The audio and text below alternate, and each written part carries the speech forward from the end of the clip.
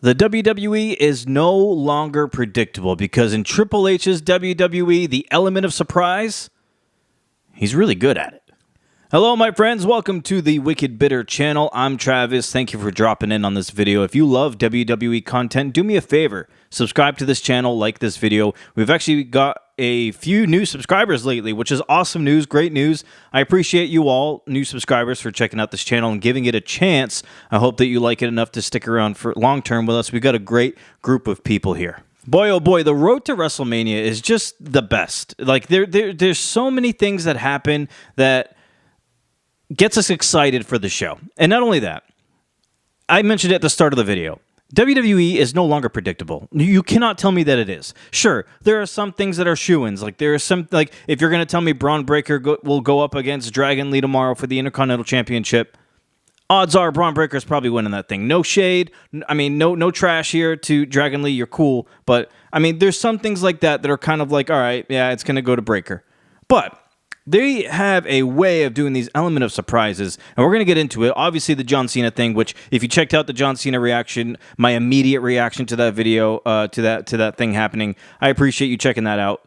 We're not going to harp on it too much today because we covered it already. We're going to talk about some other things now. I wanted to talk about a few different points that happened on Monday Night Raw. So first of all, CM Punk starts the show. He looks pissed as hell. He comes down to the ring. He asks everybody, who should I talk about first? Where should I begin? And the crowd's chanting all these different names. Pat McAfee suggests maybe The Rock. So CM Punk starts talking about The Rock, and man, he calls The Rock a bald fraud. He calls John Cena a bald fraud. I mean, he talks about The Rock with his BS arm goosebumps thing. Like, I thought this promo from CM Punk just shows everybody exactly why he is CM Punk and he's as good as he is. I mean, this guy can beat almost anybody on the microphone, if not everybody. He's untouchable. He said it before, years ago. No one can touch him on the microphone, and he's proven it. I mean, this guy, unbelievable work since coming back to WWE. I'm so happy that he's here. He's honestly been involved with some of the biggest moments and stories that's happening in WWE in the past couple of years.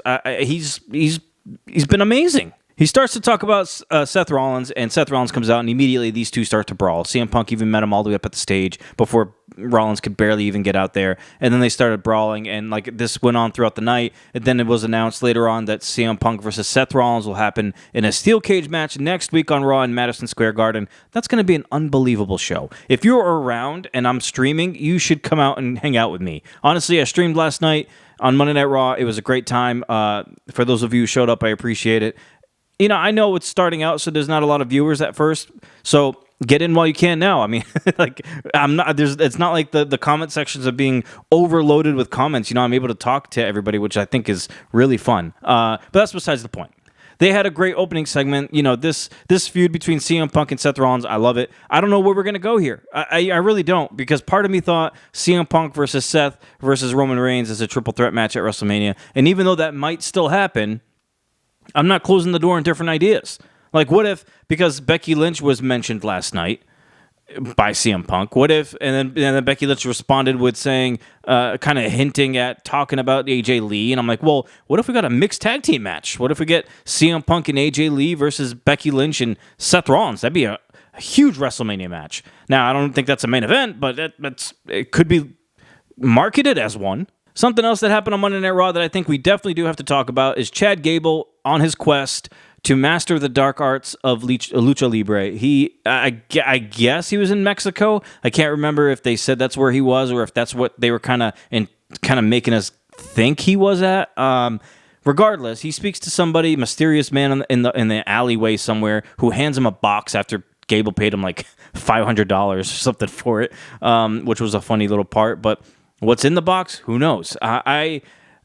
I was thinking Malachi Black was going to be maybe where this led to, but maybe I'm wrong on that, because now I'm starting to lean towards maybe Malachi Black joining the Judgment Day, which honestly, if you trace it back, Chad Gable did get his note or his reference from Dominic Mysterio, who is in Judgment Day, so it could maybe tie in together, but I really don't know what could be in this box. I think one of the more obvious, one of the more predictable guesses would be like a Lucha Libre mask, which what is Gable supposed to do with that? Is he supposed to put it on and wrestle?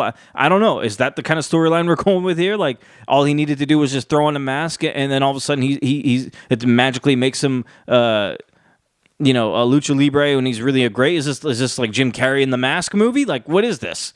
I don't know. I don't know what's in that box. You know what I think would be a cool twist is not if he was in the box, but if this was kind of like a hint to him, Rey Fenix. I think his contract just ended with AEW finally, so now he is a free agent. I think a lot of people expect him to be in WWE. Wouldn't it be kind of cool to see Phoenix come in and help Gable? But because Gable's problem has been with Lucha Libres, what if he had a problem with Penta, which he clearly has? That was Penta's first match. What if they brought in Rey Fenix to help Chad Gable, and you get Phoenix versus Penta? I mean, that'd be a cool way to bring him in. But maybe not. I don't know, because it looks like now Penta might be outnumbered between Pete Dunne and Kaiser, and maybe that's where Penta comes in, or Phoenix comes in to help Penta. I don't know. There's so many avenues we can go here, and this is a good thing. Like I said at the beginning of the video, it's no longer so predictable that you know exactly what's going to happen whenever it's going to happen, which is going to lead me to my next topic. I got to say that I was wrong, because on the stream, if you were there yesterday, or if you go back and watch it, multiple times I mentioned Rhea Ripley's got to win this match, right? I mean, no one really thinks Io's going to win this match, right? And it's not even like it was a knock to Io Sky. I love Io Sky. She's one of my favorites. Because we're so close to WrestleMania, my mind has been so trained by Vince McMahon that something like this would not happen on the road to WrestleMania being a few weeks out. It would not happen that way. Vince would be so protective and guarded of his champions. He would never do a title change in between Elimination Chamber and WrestleMania. That little gap, that little window, Vince would never do it. My mind has been trained to think that this could never be a possibility, therefore leading me to thinking that this was predictable. And it wasn't. Io Sky beats Rhea Ripley, and throughout the night, the commentary team mentioned that Io Sky is undefeated when she faces Rhea Ripley. And I thought, well, surely they're saying that so that Rhea Ripley can actually beat her, and then it's like, oh, you're no longer are undefeated against me, I got a win over you. No, that's not it at all. Like, Io Sky is still undefeated against Rhea Ripley. She is now the new World Women's Champion. That is insane to me, that they did this on a Monday Night Raw episode. And a lot of people are asking, is Rhea Ripley going to be left off for WrestleMania? I don't think so. I think this is, to me, and I don't want to say obviously, but I was just about to say obviously this is leading to a triple threat match between Bianca Belair, Rhea Ripley, and Io Sky. But I don't want to say obviously, because in WWE, Triple H's WWE, he has proven that not everything is as obvious or as predictable as we all think it is. But I just can't see a world, unless there is something going on behind the scenes that we don't know about with Rhea Ripley. I cannot see a world where Triple H leaves Rhea off a card, the WrestleMania card, and on top of that, not even give her a big-time match. Rhea Ripley is at the point of stardom right now where she is a top-level superstar, men or woman. She is one of the faces of the company. You cannot just leave her off WrestleMania unless there's a good enough backstage, behind-the-scenes type of reason that we don't know about. So, I'm going to just say now, I think it's a triple threat match. Bianca versus Io versus Ripley.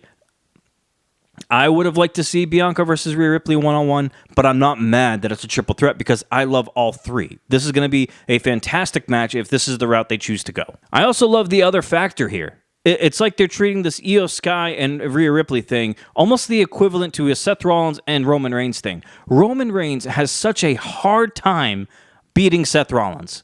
I don't even think he's pinned Seth Rollins. Has he ever pinned him? I have to go back and check this, but it's an ongoing thing with WWE where it's like Seth Rollins always has Roman Reigns' number. He always brings him to that limit, and it's like Roman can't ever beat Seth Rollins, no matter how dominant Roman Reigns is over everybody else. This is like the same thing, but with the women's division. Rhea Ripley just can beat everybody. She just can't get past Io Sky. She can't beat Io. I love this storyline.